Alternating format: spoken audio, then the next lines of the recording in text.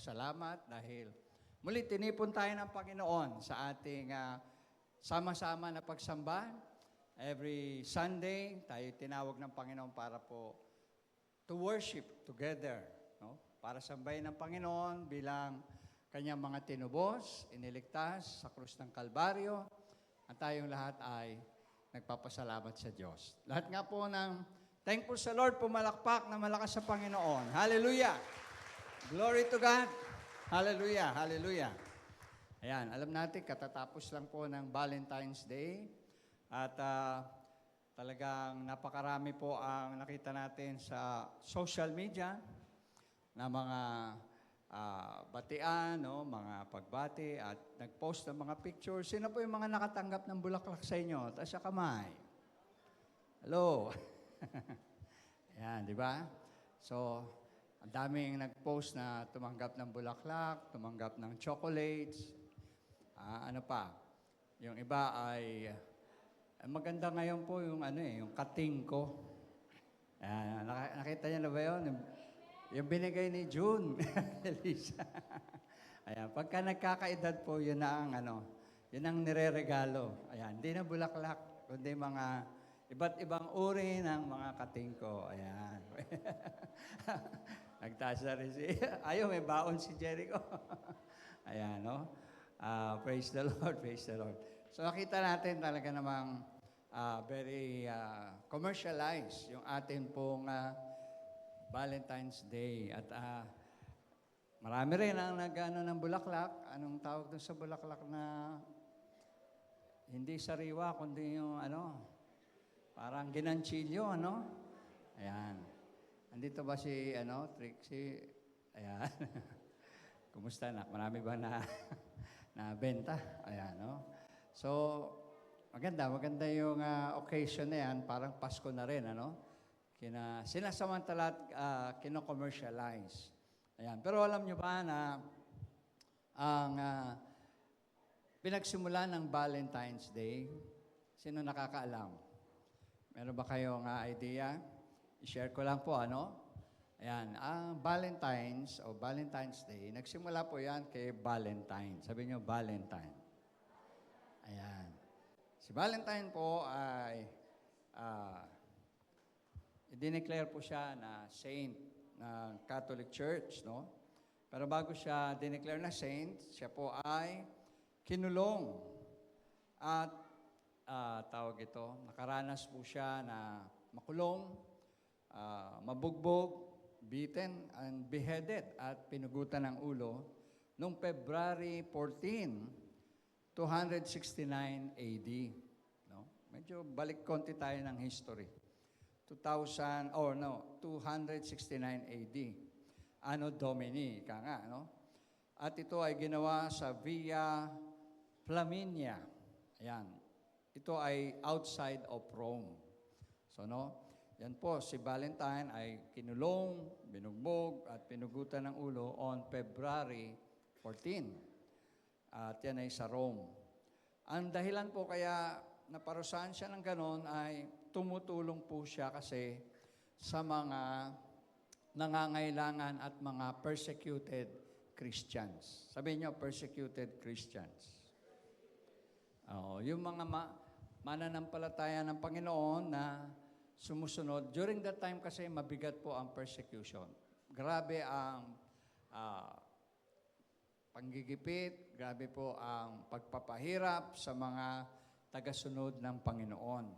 At itong si Valentine, siya ay tumutulong sa lahat ng mga malaman niya ng mga Christian na pine-persecute, mga believers, At the same time, during that time, yung pong pag-aasawa ay binabawalan ng Roman Catholic. Meron silang tinatawag na intense Roman persecution sa mga couples na gustong magpakasal, sa mga gustong mag-marry o magpakasal. So during that time, ito ang mga tinutulungan ni Valentine. Sabing ganoon, while unjustly held, he became known for extraordinary miracles, At yun po ay Meron siyang pinag-pray na anak ng isang jailer na mayroon pong problema sa paningin o bulag, ika nga. And then after niya ipag-pray, ay nakakita po yung may sakit na yon, yung bulag na yon. At sabing ganon, dahil doon, after witnessing this miracle, sabi, the jailer is said to have given freedom to Christian inmates. So dahil doon sa himala na nangyari, na gumaling at nakakita yung bulag, pinakawalan daw po ang mga nakakulong na mga Kristiyano. Ayan. And even in chains, sabi, Valentine carried revival. So, nakakulong po siya at that time, nung nangyari po yon. Pero, nung in-announce po, o in-ordered, o inutusan po siya, na i-renounce niya yung faith niya kay Jesus. No? When ordered to renounce his faith in Christ, he refused. Sabi niya nga, he refused. Tumanggi po siya. Tumanggi itong si Valentine na tanggihan o kalimutan ang pananampalataya niya sa Panginoon. At dahil po doon, for that bold confession, he was sentenced to death. Ayun, yun pala nangyari. Dahil doon siya po ay nahatulan ng kamatayan. No, on the day of his execution, sa araw ng kanyang pagbitay o kamatayan, ayun po ay February 14. Sinasabi ng mga tradisyon na sumulat siya ng isang note doon sa gumaling na bulag na babae at doon sa kanya pong note, no, pinirmahan po niya at sinulat niya, Your Valentine. Sabi niya, Your Valentine. Ayan. So, sabi nga, Valentine's Day is far more than commercialized holiday, no? Sa panahon natin ngayon, ito ay, ayan, nakikita natin, bigayan ng bulaklak, bigayan ng chocolate, ano pa. Pero, it is a reminder po sa atin na ang totoo palang pinagmulan ng Valentine ay yung pagtulong sa mga Kristiyano na pinapahirapan at pinapatay. So, ito raw po yung reminder sa atin bilang mga Christian to pray for the persecuted church. Sabi niyo, to pray for the persecuted church. Ayan, tayo ay manalangin kapag February 14, yung paalala yan ay pag-pray natin yung mga nape-persecute na church. Honor those who risk everything to help them. Atin daw pong i-honor yung mga tumutulong sa mga mayroong kahirapan. Also, it is a reminder to boldly profess your love for Jesus. Sabi niyo, boldly profess. Ulit, boldly profess your love for Jesus. Ayan, mahal niyo ba si Jesus? Amen. Dapat daw ating ipahayag ang pag-ibig natin kay Jesus. And also, hold your loved ones close. Hold your loved ones close. So, ito ang history ng tinatawag natin na Valentine's Day. Pero kung iisipin natin ngayon, parang napakalayo na, no? Sa panahon natin. Amen ba? Hello? Ayun na nga, sa panahon natin, ang naalala na lang natin, bigayan ng bulaklak. Bigayan ng mga chocolate o alalahanin, yung mga mahal sa atin. Ayan. Kaya, sino nga ulit yung mga nakatanggap ng bulaklak? Amen? Happy ba kayo? Ayan, praise the Lord, no? At yun po. And then also, sa panahon natin ngayon, nakikita natin na hindi lang commercialize yung February 14, kundi minsan ay sinasamantala rin yan ng mga mag-boyfriend at mag-girlfriend. Andiyan ba kayo? Ano ba mag-boyfriend, mag-girlfriend dito? Nang sanlibutan. Alam niyo sa sanlibutan, iba ang interpretasyon pag February 14. Andiyan ba kayo? Bakit tahimik na kayo? Ano nangyayari kapag February 14? Ayan, yung iba ay nananamantala, yung mga lalaki. no, na hindi Kristiyano. Nananamantala in what way? Ginagamit nila yung special occasion na February 14 para makatake advantage sila sa kanilang mga girlfriend minsan. No?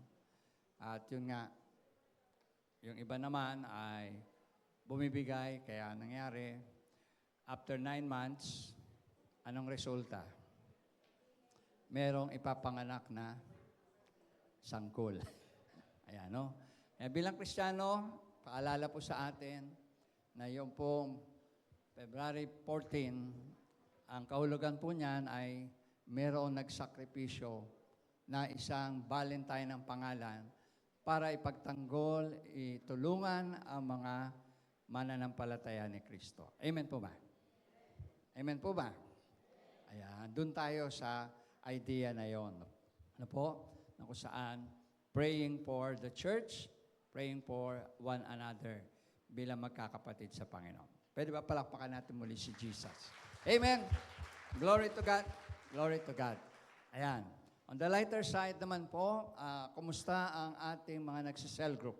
Andito ba kayo, mga light group members? Amen! Palakpakan natin ang Panginoon. Ayan. Asano nga lesson na po tayo? Lesson 2. Ayan. Sinong nakakaalala ng lesson 2? Naalala nyo pa ba? Baka naman nakakalimutan nyo na kaagad. Ayan. Tungkol saan ang lesson 2? Pagtuturo para magkaroon tayo ng ano po? Ha? Para magkaroon ng potluck? Ganun ba yun? Tayo po ay nasa lesson 2 at ang main goal ng lesson 2 po ay tayo turuan magkaroon ng devotion. Devotional time.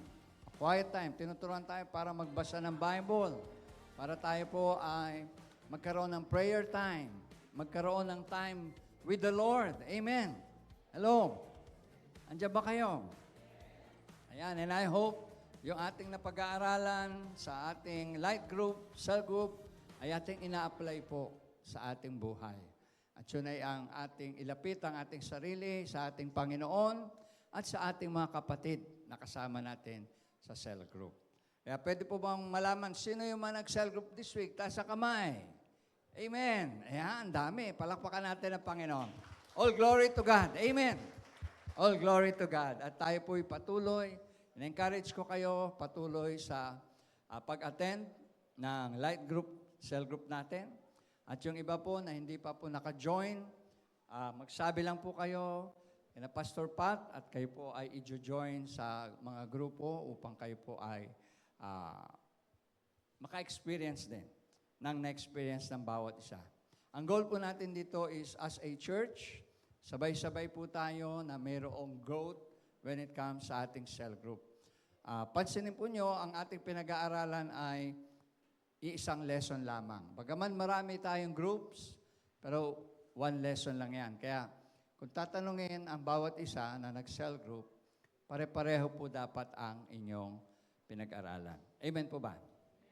So tama po ba yun? Devotion ng pinag-aralan ng lesson 2? Amen. Amen. So palakpakan natin si Lord one more time. Amen. To God be the glory. Patuloy po tayo sa ating pagdalo ng ating cell group. Ayan. Ngayon naman, dumako na tayo sa salita ng Panginoon. Pero bago pala yun, naalala ko, mamayang hapon, meron po tayong special na gawain. At ito po ay yung Fearfully and Wonderfully Made. Atin pong, meron tayong guest speaker para po sa ating gawain mamayang hapon. So, iniimbita po natin ang bawat isa. Everyone is invited to come back 2 p.m. po yan dito sa ating church. At yan po, ang ating pong team ay nasa Psalms 139 verse 14 na kung saan sinabi ni David na I praise you, Lord, because I am fearfully and wonderfully made, and your works are wonderful, and I know that full well. Sinong naniniwala sa inyo na kayo'y ginawa ng Diyos? Fearfully and wonderfully. Amen? Nangangahulugan, bawat isa sa inyo ay espesyal na nilikha ng Diyos, ginawa ng Diyos, wonderfully made, and you are beautiful in the sight of God. Amen. Pwede ba natin sabihin sa tabi, wonderfully and beautifully, tayong dalawa. Amen? God is good. God is wonderful. Everybody is beautiful. And all the time, is beautiful. Palakpan natin si Lord. Kasi bakit? Sabi na po, walang ginawa, nilikha ang Diyos na pangit. Andiyan ba kayo? Lahat ng nilikha ng Diyos ay maganda at siya ay na-please after niyang mag-create. Kaya we are fearfully and wonderfully made, especially in the image of God. Sa wangis po ng Panginoon. So this morning, yan po ang ating paalala. Mamaya, everyone is invited. I hope kita-kita ulit tayo mamayang 2 p.m. po. Now we come to the Word of God. Are you ready, mga kapatid? Sabi mo sa iyong katabi, ready na ba tayo? Ayan, ready na tayo sa salita ng Panginoon. So bago yun, tayo po yumuko, tayo manalangin. Let's bow down our heads and let us pray. Father, we thank you, Lord, for bringing us together this morning at your house, at your sanctuary. Lord, we pray that you prepare our hearts, prepare our minds, Lord. Alisin mo po ang lahat ng alalahanin, lahat ng agam-agam, mga alinlangan, pagdududa sa aming mga puso't isipan. Palitan mo po ito, Lord, ng pananampalataya at kauhawan sa iyong salita. I pray, O Lord, mangusap ka sa amin at ikaw, O Diyos, ang may taas sa aming kalagitnaan. Ang pangalan mo, ang aming mapapurihan, maparangalan. Lord, we rebuke all the works of the enemy. In the name of Jesus, all the hindrances of the enemy. In the name of Jesus, Panginoon, tinataboy namin ang lahat ng ito at dalangin namin ang pagkilos at patnubay, pangunguna ng banal na Espiritu sa aming kalagitnaan. Binabalik namin maingat sa iyo, Diyos, ang lahat ng papurit parangal sa matamis na pangalan ni Jesus. Ang lahat po'y magsabi ng Amen. Amen. Palakpakan natin si Lord one more time. Amen. Hallelujah. Hallelujah. Ang pamagat po ng ating topic ngayon is when your heart is overwhelmed. Basahin nga po natin sabay-sabay. When your heart is overwhelmed. No? Kapag ang puso mo ay na-overwhelmed. Ayan. So, ang ating pong Bible text ay nasa Psalm 61 verse 2. Psalm 61 verse 2. Ayan, basahin po natin ng sabay-sabay. Punuin natin ang ating baysambahan ng salita ng Diyos. Okay? Let's begin. 1, 2, ready? From the end of the earth, I call thee. When my heart is faint, lead me to the rock that is higher than I. No, sabi diyan, from the end of the earth, I call to thee. At when my heart is faint, lead me to the rock that is higher than I. Sa Tagalog po, ang sabi diyan, mula sa wakas na lupa o ng lupa, ay tatawag ako sa iyo. Pagka nang lulupaypay ang aking puso. Patnubayan mo ako sa malaking bato na lalong mataas kaysa sa akin. At isa pang version sa Tagalog, sabi po, tumatawag ako sa iyo mula sa dulo ng daigdig, nang hihina ang aking puso. Iligtas mo ako at dalhin sa mataas na batong mababa. So, lead me to the rock that is higher than mine.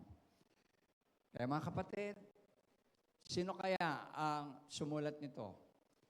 Sa Psalms, ang ating pong kilalang author ng Psalms ay walang iba kundi si David o si Haring David. No?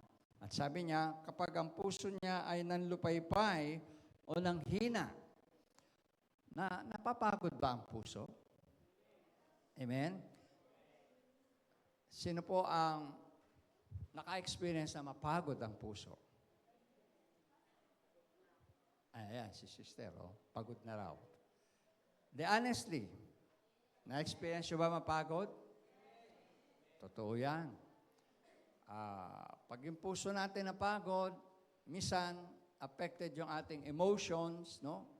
Lalo na kung napapagod ka na magmahal, tapos hindi ka pala minamahal, nung minamahal mo, nakakapagod ba yun? Amen? O, tahimik na naman kayo.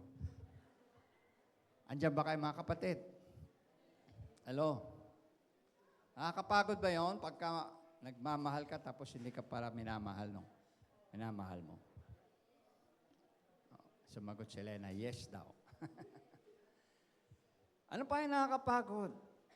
Hindi lamang emotionally but also physically. Di ba? Kaya meron tayong tinatawag na heart attack. Meron tayong tinatawag na atake sa puso. Literal po yun. Napapagod yung puso at nagkakaroon ng panghihina, nagkakaroon ng, ang tawag yan, irregular heartbeat, at yun po, nauuwi minsan sa sakit sa puso. Kaya tayo may mga doktor nagre-request minsan ng ECG. No? Sabihin sa'yo, mukhang may problema yung puso mo, magpa-ECG ka. Mukhang may problema yung puso mo, mag-to the echo ka. No? To the echo, yun po yung mag-ano ka eh. Tatakbo ka sa, ano nga tawag doon? Ha? Oo, treadmill. At habang tumatakbo ka, bibilisan nila yan. Tapos susukatin yung tibok ng puso mo. Kung normal pa rin ba, o nagpapalpitate ka na. So literally, ang puso ng tao ay napapagod.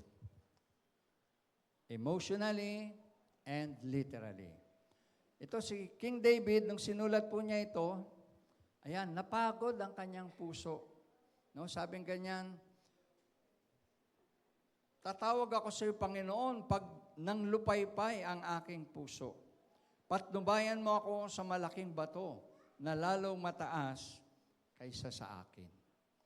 Nung napagod ang puso ni David, nung siya ay nanghina, kanino po siya tumawag? Sa Panginoon. Amen? Hello? Nung napagod si David, wala siyang ibang nilapitan, kundi ang batong mas mataas sa kanya, walang iba kundi ang ating Panginoon. Sabihin natin, ang Panginoon, ang batong mataas kaysa sa atin. No? He is the rock that is higher than us. Sabihin ganon, when you get to the place where you can't just go on any longer, I think next slide po yan, kapag daw nandun tayo sa lugar na kung saan hindi na natin kayang magpatuloy, no? Ano yung ginagawa natin? What do you do?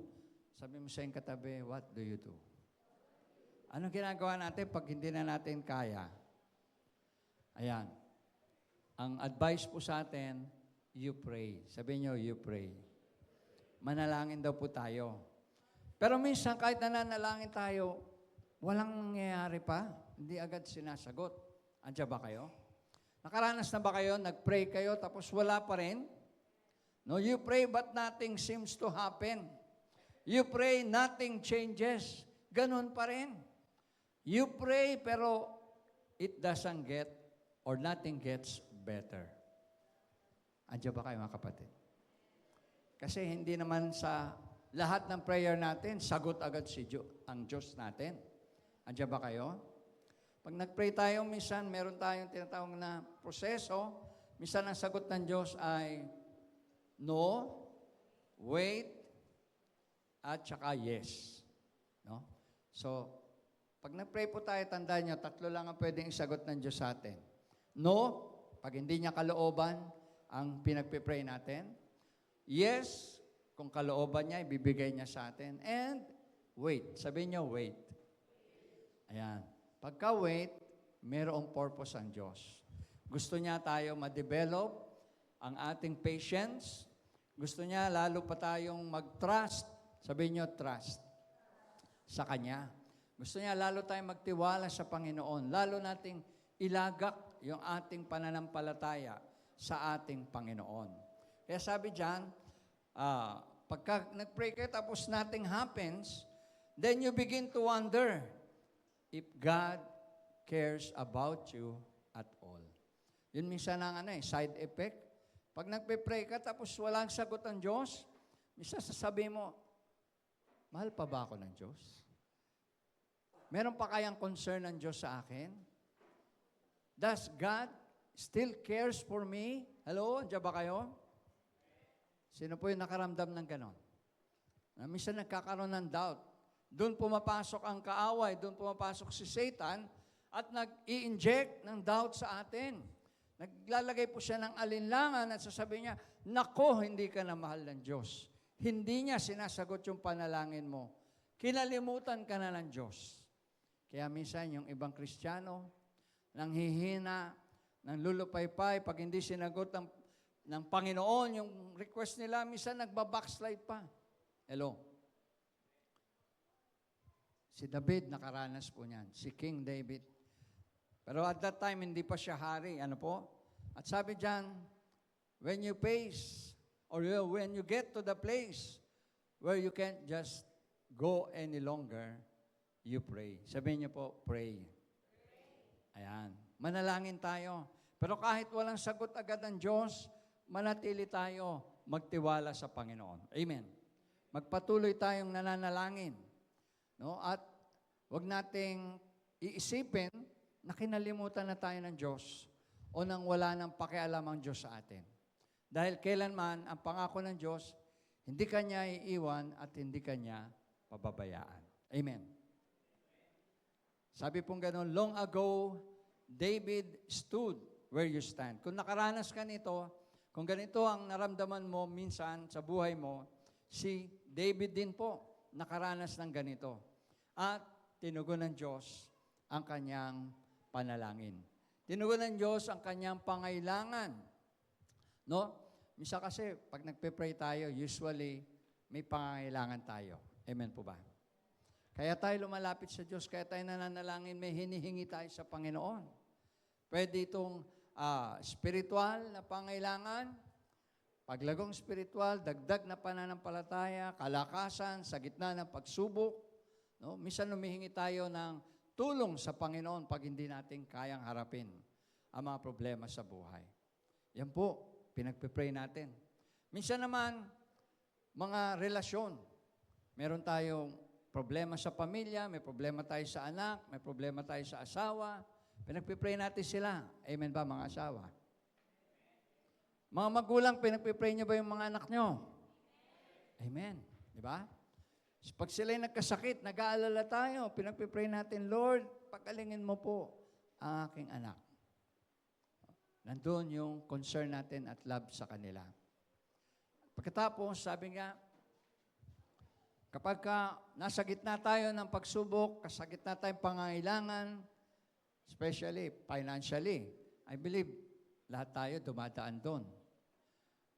Yung mayayaman, ay mga milyonaryo, bilyonaryo na. Nagkakaproblema pa sa pera, tayo pa kaya? Hello? Sabi mo sa iyong katabi, may problema ba tayo? Sa financial? Amen. Ano problema natin? Pag wala tayo, nangangailangan tayo. Marami tayong binabayaran, bills, no? Marami tayong gastos. Pag meron naman tayo, minsan, may problema rin. Nakakalimot naman tayo sa Diyos. Nakakalimutan natin na siya pala yung nagbigay sa atin ng biyaya.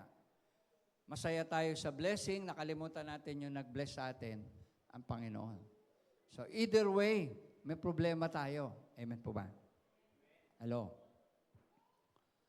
Sabi diyan, si Haring David o si David at that time, ang problema po niya, hindi lamang spiritual, hindi lamang pinansyal, kundi higit sa lahat, yung buhay niya.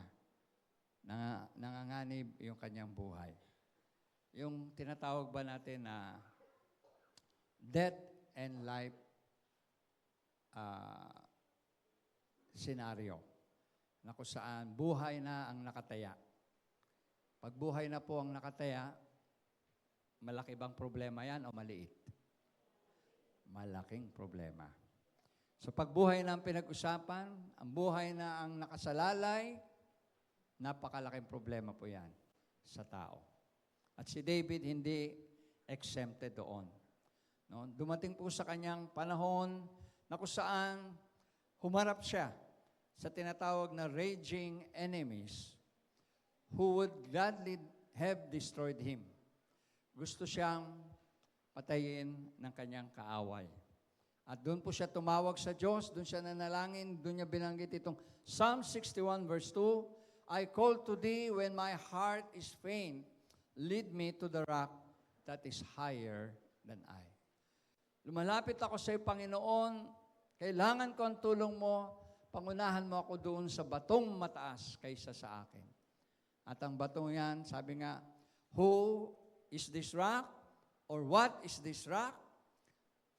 Psalms 18 verse 2, sabi ni David, the Lord said, or the Lord is my rock and my fortress and my deliverer, my God, my rock in whom I take refuge. Sabay-sabay nga po natin ulitin, basahin. The Lord is my rock and my fortress and my deliverer, my God, my rock in whom I take refuge. Ayan ang Panginoon. Siya ang bato na matibay, ang batong muog. Sabi nga, ang batong panulukan, ang matibay na sandigan, ang tagapagligtas ni David sa oras ng kagipitan. So he take refuge on the Lord. He came to the Lord. He go to the Lord for help. Kaya sabi nga po diyan, lumapit siya sa Panginoon. And David escaped to that rock. Doon siya tumakbo sa bato na yon na matibay, batong, sabi nga, mataas kaysa sa kanya. At sabi ng Psalm 61 verse 3, for thou hast been a refuge for me, a tower of strength against the enemy. Sabi diyan, for thou hast been a refuge for me, a tower of strength against the enemy. Dito po naranasan ni David na nung kanyang buhay ay nanganganib, tumakbo po siya sa ating Panginoon. Ang number 1 po na enemy ni David ay walang iba kundi si Haring Saul. King Saul himself. Imagine niyo po yon, si Haring Saul na siyang tinulungan niya para mapatay si Goliath. Naalala niyo nung time na si Goliath ay naghahamon sa mga Israelitas, kanyang minamak ang kanilang Diyos. O kanyang nilalait ang Diyos ng Israel. Nilalait at talagang kung ano-anong paninira ang sinasabi ni Goliath. Anong ginawa ni Saul? Wala. Tahimik. Naghahamon si Goliath kung sinong lalaban sa kanya. Representative ng Israel. Meron ba lumapit? Wala. Ang dami nila sa army. At yung mga kapatid ni David, nandoon lahat sa army ng Israel. Mga kuya niya lahat nandoon, sundalo lahat. Pero walang naglakas loob, humarap kay Goliath. Sino po ang ginamit ng Diyos? Si David na isang pastol. David the shepherd. At yun, nakita natin, napatay ni David si Goliath, hindi sa kanyang lakas, kundi sa lakas ng Panginoon. Amen? Natalo niya si Goliath na higante. Siya ay musmus na bata lang at that time. Pero doon pinakita ni David na ang kanyang tiwala sa Diyos, na ang kanyang pananalig sa Diyos, ang nagbigay sa kanya ng tagumpay laban kay Goliath. Amen po ba? Minsan tayo rin sa ating buhay, may mga higante tayong hinaharap na mga pagsubok. Higanteng problema. Pakiramdam natin, napakalaki, napakadami ng ating problema, mga higante, hindi natin kaya. Pero tandaan po natin, Mas malaki ang ating Diyos na pinaglilingkuran kaysa mga higanteng problema. Amen po ba? Gano'n man kalaki, gano'n man karami ang iyong problema, kaya ng Diyos na ito lahat ay ayusin. Amen. Sa Diyos ay walang imposible. Sabi natin, with God, nothing is impossible. Ayan. All we need to do is have faith in God. Trust in God. Magtiwala tayo. Ilagak natin ang ating puso't tiwala sa Panginoon at Siya ang gagawa ng himala sa ating buhay. At sabi po riyan, ganun nga ang ginawa ni David, no? Si Saul po ay, tutuusin, pamilya na niya si Saul. Kasi, nung nanalo po si David kay Goliath, ang pinaka-premyo o gantimpala binigay ni Saul kay David ay yung anak niya na si Milka o si Mika. Ipinakasal niya yung kanyang anak kay David, kaya naging related na sila. Naging biyanan na niya si Saul. Asawa niya yung anak ni Saul. So, basically, manugang po siya. Sino po ang mga manugang dito? Taas ang kamay. Walang manugang sa inyo. Lahat ng may asawa. Pag kayo ay may asawa, manugang po kayo ng inyong biyanan. Amen ba? Parang hindi tayo nagkakaintindihan. Tinanong ko kayo kung sino mga manugang, walang nagtataas ng kamay. Automatic po yan. Pag kayo'y nag-asawa, manugang po kayo ng biyanan nyo.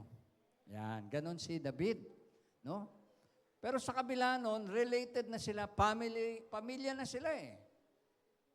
Pero pinag-initan po siya ni Saul. Na-insecure po si Saul sa kanya. Nakita ni Saul kung paano minamahal ng tao si David at kung paano mas maraming napatay si David kaysa sa kanya. Kaya na-insecure po siya. To the point na sabi nga, ang evil spirit pumasok na sa puso at isip ni Haring Saul na gusto na niyang patayin si David. One time po kumakain sila sa pagkainan, bigla pong naposes itong si Saul. Ang ginawa ay sinibat itong si David. Mabuti na lang nakailag si David. Amen ba? Mabuti nakailag po siya. At simula doon, nagkaroon na sila ng tinatawag na conflict, problema. At yun nga, hindi na maganda yung turingan nila bilang pamilya. Meron ba sa inyo mga manugang dyan? May conflict ba kayo sa inyong biyanan? Dapat mahalin nyo yung inyong biyanan. Amen. Huwag nyo hayaan sibatin kayo ng inyong biyanan. Sinisibat na pala kayo, di nyo pa alam. Makisama kayo ng maganda sa inyong biyanan. Amen. At ang mga biyanan naman, tanggapin nyo ang inyong mga manugang. No? Alam niyo, pag kakasal ako, lagi ko sinasabi yan sa mga magulang eh. Yung manugang niyo po, mamahalin nyo ng mas higit pa sa inyong sariling anak. Amen. Kasi, traditionally speaking, sa Pilipinas po, ang biyanan at ang manugang ay mortal na magkaaway. Lalo na yung mga unang panahon. Amen ba? Amen ba?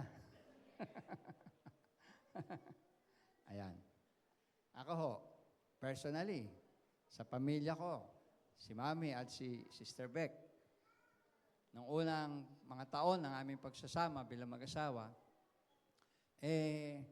hindi po maganda ang relasyon ni Mami at ni Sister Beck. No. Hindi sila magkasundo. Hindi sila in harmony, ika nga. At bilang ako po yung anak ni Mami at asawa ni Sister Beck, lagi po ako naiipit sa gitna. Andiyan ba kayo? Hello? Meron bang ganun dito? Naiipit kayo minsan? Sa gitna? Oh, wala na nagsasalita. Oh, normal po yan, nangyayari minsan yan.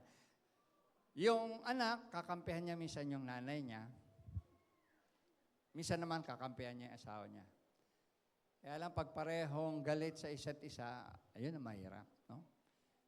At dapat wala kang pipiliin na sa sidean kasi parehong mahal mo sa buhay sila.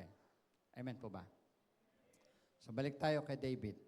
Sinisipat na siya, pinagtatangkaan na siya, pero ang pagmamahal po ni David kay Saul, hindi po nabawasan. Hindi po nagbago.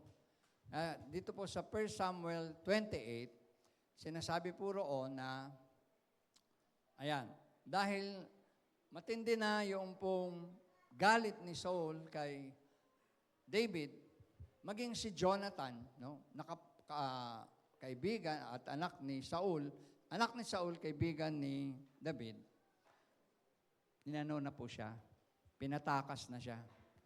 Sabi niya, tumakas ka na kasi hindi ka tatagal dito. Nasa panganib lagi ang buhay mo. So, umalis na po siya at nagtago na po siya. At doon nga, kahit na umalis na siya, humiwalay na siya, sinundan pa rin siya ni Saul. Hinanting po siya. Hinanting siya. Hinahanap siya at gusto talaga siya patayin. To the point na may experience po sila na one time, nasa kuweba si Haring Saul, nagpapahinga. Nagkaroon ng pagkakataon si David na lapitan habang nagpapahinga tulog si Haring Saul. Lumapit po siya. Kung talagang may galit siya kay Saul, opportunity na po niya yon para gantihan si Saul. Para alam niyo ginawa ni David, pumutol po siya o nag-cut siya ng tela ng damit ni Haring Saul. At nung malayo na siya, nagising si Haring Saul, pinakita ni David yung pinutol niyang tela galing sa damit ni Haring Saul. At sinabi niya, Haring Saul, nakalapit ako sa iyo at wala kang malay. Kung talagang gusto kitang patayin, kaya kong gawin. Pero bilang patunay na hindi ko gagawin yun sa iyo, narito ang tela ng iyong damit. Pinutol po niya, pinakita niya. At ang reasoning po ni David, kaya hindi niya pinatay si Haring Saul, naniniwala siya na touch not thy anointed. Huwag mong sasalingin ang pinili ng Diyos. So kinikilala pa rin ni David na si Saul ay pinili ng Diyos sa kabila na masama na yung ginagawa sa kanya ni Haring Saul. Touch not thy anointed. Sabi niya nga, touch not thy anointed one. At yun po yung nagpatunay na ang pag-ibig ni David ay higit po. At pag-ibig ng Diyos ang pinakita niya. So balikan natin, doon naman sa pag-alis nila, nagkaroon po ng pagkakataon na nagkaroon ng parang connection si David sa isa pong, ano ba ang tawag natin doon? Allies ng mga Pilisteo. Kakampi ng mga Pilisteo. Naging close po siya ron at pinagkatiwalaan po siya. Kaya sa 1 Samuel 28 tells us, sabing ganon, David at that time, ayan, pakisagot po. Nadidistract ako doon.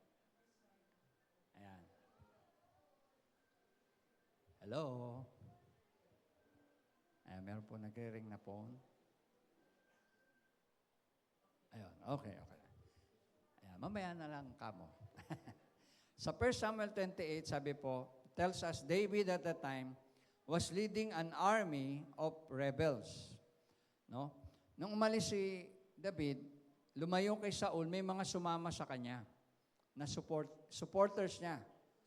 No? Sumusuporta sa kanya. At sabing ganyan, nililid niya ang army na to At sila po ay nag-align with the Philistines, no? Dahil nga meron siyang kaibigan na connected sa mga Philistines, parang nirekomenda si David na mag-alay. Ibig sabihin, maging kakampi ng Pilisteo. Why? Because alam nila si David ay naging kaaway ni Haring Saul. So, ang tingin nila kay David, may galit kay Haring Saul, kaya tinanggap nila si David. Nirekomenda si David na maging, anong tawag yan, kasama, kakampi, laban kay Haring Saul. So sabi ganon, these rebels who aligned with the Philistines against the forces of King Saul. So kakalabanin nila si Haring Saul. Tandaan niyo, mga Pilisteo po, yan ang lahi ni Goliath. Amen? Andiyan ba kayo? Mga Pilisteo po yan. So, parang napapunta sa kampo o sa side ng mga Pilisteo si David. At nirekomenda siya na maging kasama, kakampi, at kalabanin si Haring Saul. Sabing ganon, for Saul, despite David's love for him, he made himself David's enemy. Tandaan po natin, ang talagang may galit, hindi si David, kundi si Saul o si Saul. Si Saul ang may galit talaga. Sa kabila ng, yun nga, may love pa rin si David sa kanya bilang biyanan, meron pa rin respeto. At syempre, bilang hari, pinakamataas pong posisyon ng hari. Amen. Hello? Diba? Pag hari ka, mataas ang posisyon mo. At si David, hindi pa naman siya hari at that time. So, napakataas ng respeto niya kay Haring Saul. Kahit na siya ay pinapatay na ni Haring Saul, mahal pa rin niya si Haring Saul bilang kanyang hari, bilang kanyang biyanan, no? Andun pa rin yung pagmamahal niya.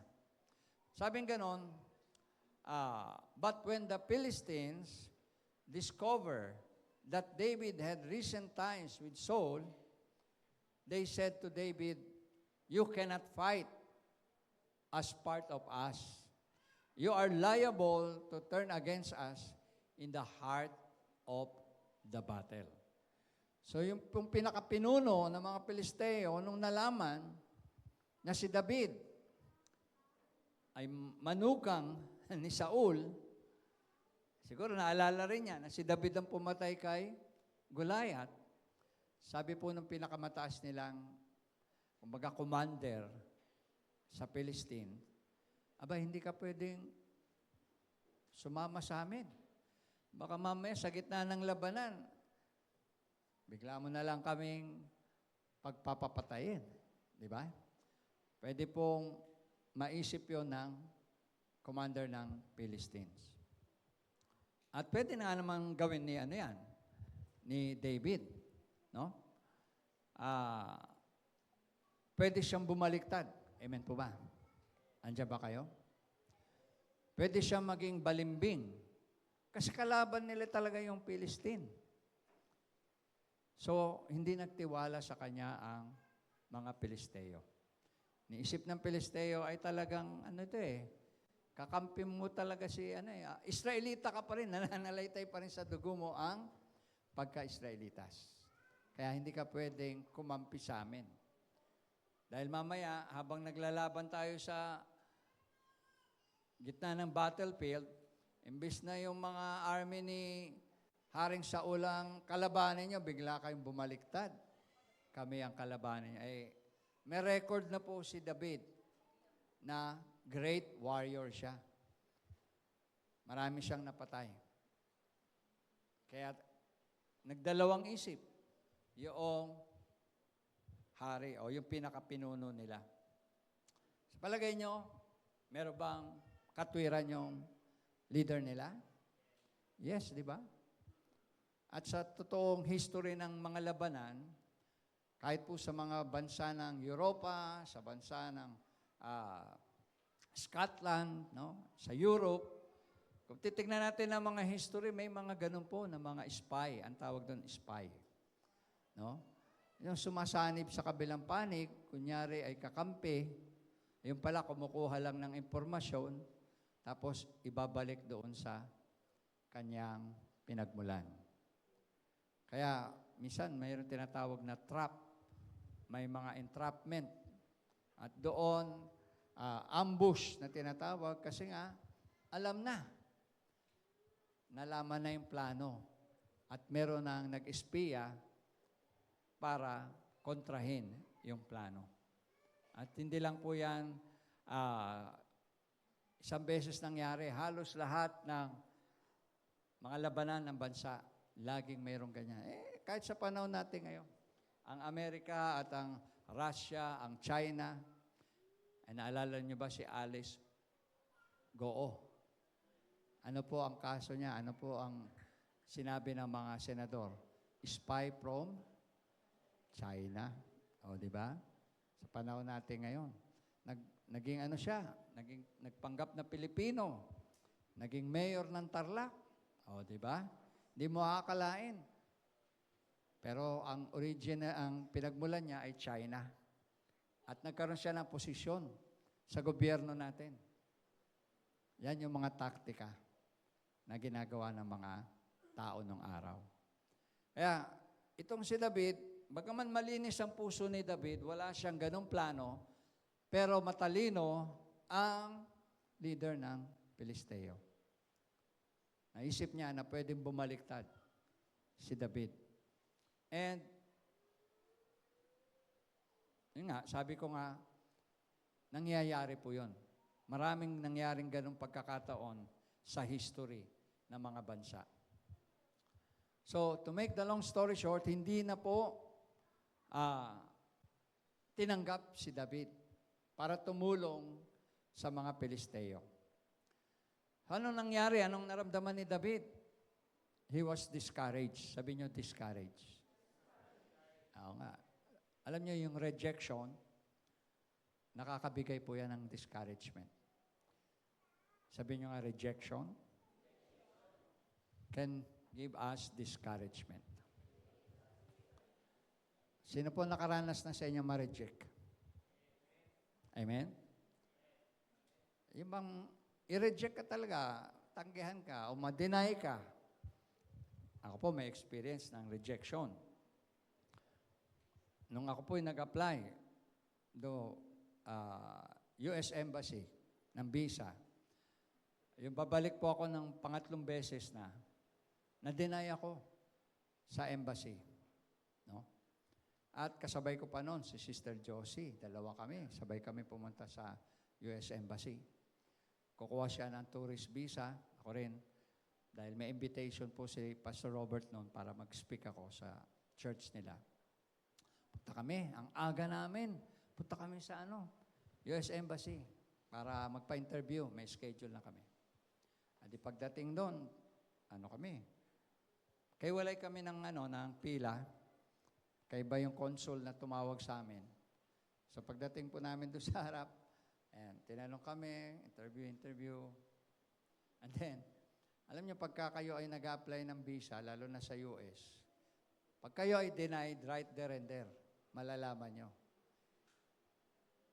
Bibigay sa inyo uli yung passport nyo at sabihin, hindi kayo matutuloy. Amen. So, na-deny po ako at nakaramdam ako ng discouragement. Kasi ina-expect ko, nakapunta na ako 2 beses, na makakabalik agad ako. And yet, rejected. Napakasakit. Ang mistake ko lang po, na-realize ko naman in the later time, na ang naisulat ko po na sponsor ko, na mag-sponsor sa akin papunta ron, ay yung pangalan ng ministry ng Lighthouse of Asia. Ngayon, ang pagkakamali naman noong consul na nag-interview sa akin, hinanap niya yung Lighthouse of Asia sa list of churches sa buong Amerika. Ang Lighthouse of Asia po ay hindi church sa Amerika. Ito po ay Christian organization. mission organization na siya pong itinatag ni Pastor Robert Mice sa US. So, nung hindi nakita ng consul, yung pangalan ng Lighthouse of Asia sa list of churches, inakala niya na nandadaya ako, na hindi totoo yung nilagay kong reason o church or sponsor. Kaya yun yung basis niya, kaya dininay ako. I remember, nag-ano pa po kami, nag-appeal kami sa US Embassy. Tinulungan pa ako ng isang congresswoman from California. Sumulat siya dito sa US Embassy Manila, testifying na legit yung aking pag-a-apply at yung aking pagpunta ron. Pero alam nyo, bilib ako sa US Embassy natin dito sa Manila. Hindi in-honor yung sulat ng Congresswoman ng California, USA. Sabi ko, matindi pala ang di ba, Brother A.R.? Oh, yan, nakaranas siya. So, yun po ang experience. Kapag na-reject ka, masakit po yun. Andiyan ba kayo? Kasi akala mo, matutuloy ka, tapos yung pala, ahadlangan ka. At marami pong klase ng rejection, hindi lang sa mga interview ng visa. No? Mag-a-apply ka ng trabaho. Hinanda mo lahat ng documents mo. Positive ka. Tapos biglang, hindi ka pala tinanggap. Masakit po yun. Amen. So yun ang pakiramdam ni Haring David. Na-discourage po siya. Sabi ganyan, discouraged. David was discouraged. At ano nangyari? Sabi ganyan, David and his men returned home. Bumalik sila. Discouraged siya only to find out that another enemy had attacked in their absence. So habang wala pala sila doon sa lugar nila, merong umatake na kalaban uli. At yung city of Siglag, sinunog. Sinunog po yung city of Siglag to the ground.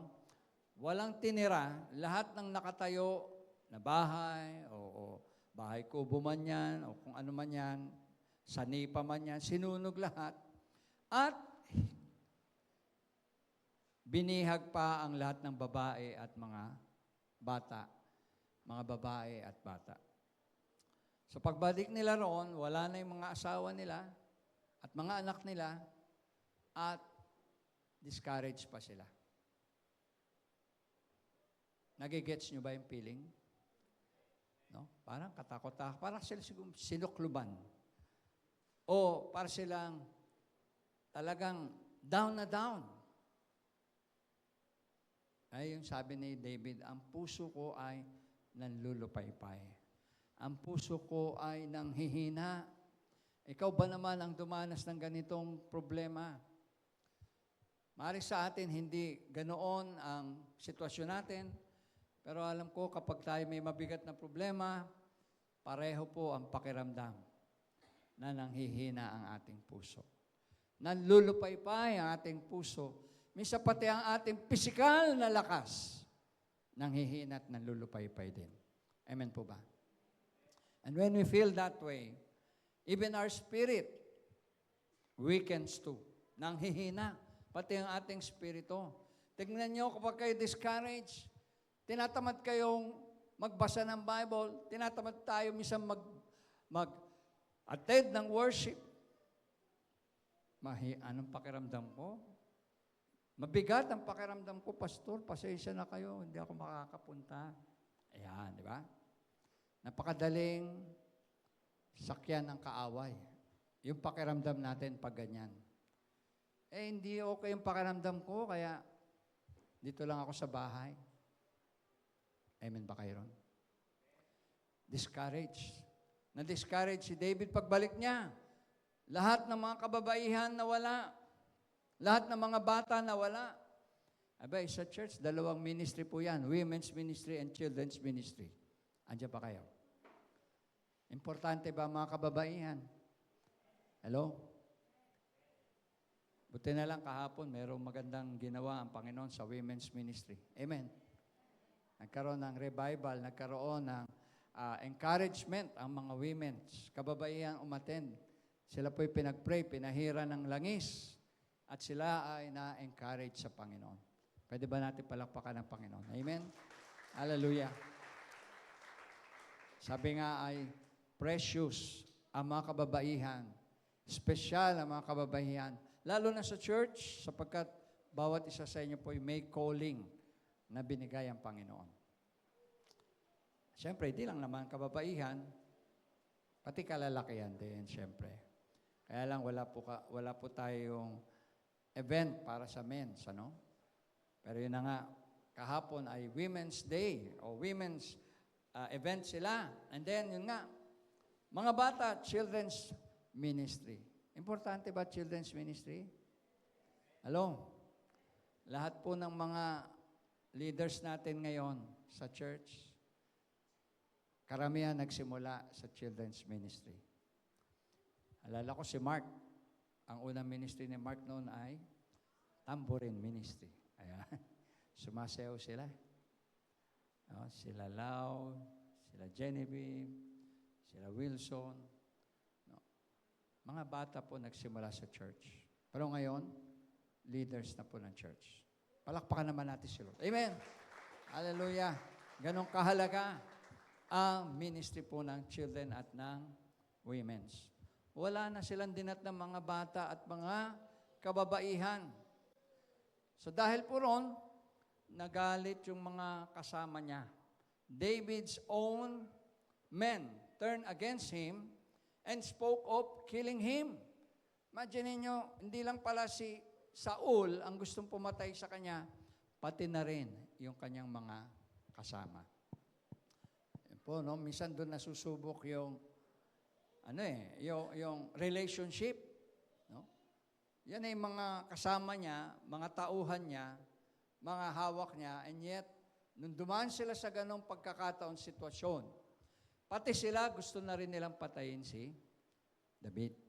Sinisisi nila si David dahil nakidnap yung kanilang mga asawa at mga anak. So wala silang ibang gustong sisihin kundi si David. Yun po, ang katatayuan ni David. Bilang siya po ay,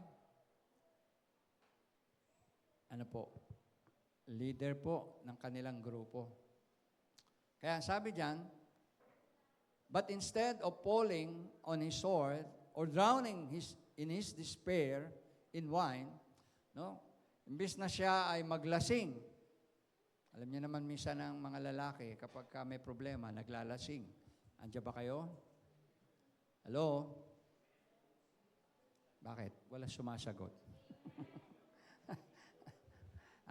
Yung mga lalaki po na, minsan, kahit nga walang problema, naglalasing eh. Di lalo na pag may problema. Gustong kalimutan daw ang problema. Kaya, umiinom. Hindi nila alam, pag inom nila at nalasing sila, mas lalong nagkakaroon ng dagdag na problema. Amen ba? Minsan nakakagawa sila ng bagay na hindi nila gusto at dahil sa espiritu ng alak, either nakakasakit sila, nakakapanakit, no? Nagkakaroon ng kaaway, napapasok sa gulo, at minsan nasisira ang pamilya. Andiyan ba kayo? So sa amin ganon, imbis na si David, uminom dahil siya ay discouraged, no? Anong ginawa niya? Lumapit siya sa Panginoon. Lumapit siya sa Diyos. Lumapit siya sa bato na matibay, sa batong mataas. Walang iba, kundi ang ating Panginoong Jesus. Alam niyo ba, sabi ng Bible, Jesus is the rock of our salvation. Sabi niyo nga, Jesus is the rock of our salvation. Ayan. Si Jesus, ang bato ng ating kaligtasan. At kapag tayo sumampalataya sa Panginoong Jesus, siya po ang magbibigay sa atin ng kaligtasan. Siya po magbibigay sa atin ng gabay, kalakasan. At higit sa lahat, He will deliver us from our enemies. Kaya sabi po dyan, lumapit siya sa Panginoon David chose another way. Ano sabi? But David strengthened himself in the Lord, his God. Sa 1 Samuel 30, verse 6. No? And God delivered David and gave him victory. Sabihin natin, God delivered David and gave him victory. Ayan, binigyan siya ng Diyos ng tagumpay. Na-overcome niya yung discouragement. Na-overcome niya yung lungkot. Na-overcome niya yung paninisi marahil sa kanyang sarili. Dahil kasama niya ang Diyos. Tandaan po natin, pag nakaramdam tayo ng panghihina, yung puso natin ay nanlulupaypay. Yung ating emosyon, pakiramdam ay bagsak. Huwag tayong uminom. Andiyan pa kayo? Kaya ko sinasabi, hindi lang po lalaki ang mga umiinom. Pati babae, umiinom din. Andiyan pa kayo? Minsan, mas malakas pa uminom ang babae sa lalaki. Amen ba? Minsan, kabataan pa lang, umiinom na. Hello, mga kabataan. Sabihin nyo, huwag kayong iinom. Huwag tayong maglasing kasi walang tulong na may dudulot ang pag-inom. Eh, pastor, gusto lang namin mag-happy-happy. Birthday kasi namin. Ayan. Isa yung ganong katwiran, no? Nagpapalusot pa eh. Happy-happy ka. Pagising mo, nakasaksak ka na pala. Pagising mo, meron ka na palang nagawang hindi mo alam dahil lasing ka. Magsisisi ka ngayon. Alam niyo ba lahat ng mga kinukulong na nakasaksak, nakapatay, yung pala lasing. Nung nahimasmasan sa kulungan, pasensya na po kayo, hindi ko po alam kasi lasing ako noon eh. No, nagmamakaawa. Pero nung naglasing, ang tapang. Hello? Andiyan ba kayo? Kaya yung alak, walang may dudulot na mabuti sa atin. Amen po ba? Sabihin mo sa katabi, huwag tayong iinom. Soft drinks lang. Okay? Okay, lumapit tayo sa Panginoon pag mabigat ang problema natin. Sa Diyos tayo kumapit. Amen. Siya ang tugon, siya ang sagot, kagaya ng ginawa niya kay David. Yes, sabi po, as David discovered, there is a way out of despair. Sabihin niyo, despair, desperation, and discouragement. Na-discover niya na kahit siya ay nasa despair, no? Kahit siya ay desperate and discouraged, merong sagot, at ang sagot ay ang batong panulukan. Come to God, the rock that is higher than you. Lumapit tayo sa Diyos, lumapit tayo sa Panginoon, lumapit tayo sa bato na mas mataas sa atin. Walang iba kundi ang ating Panginoong Jesucristo. Amen po ba? For as David too, sabi po, found the rock, tayo rin, we will be delivered by the rock of our salvation. Bakit po tayo di-deliver ng Diyos? Bakit po tayo tutulungan ng Diyos? Because God loves us and God cares for us. Sabihin nga natin, God loves us and God cares for us. Ang sabi po, last verse na ito bibigay ko sa 1 Peter 5:7. Ang sabi po dyan, casting your anxiety, all your anxiety upon Him because He cares for you. No, sabi dyan, ating ipagkatiwala sa Panginoon ng lahat sapagkat Siya po ang nagmamahal sa atin ng lubusan. So pag tayo ay desperado, pag tayo ay discouraged, pag tayo ay down, come to God. Sabihin nyo, come to God. Lapit tayo sa Diyos. Siya ang rock that is higher than you. Bato mas mataas sa atin. The rock will also be your deliverer. Siya ang tutulong sa atin. Magtatawid sa atin. Mag-aalis sa atin. Bakit? Sabi, because He truly cares for you. Tayo po lahat ay tumayo sa oras na ito. Hallelujah. He is the rock of our salvation. Jesus. Sa ating panahon, si Jesus, ang rock of our salvation.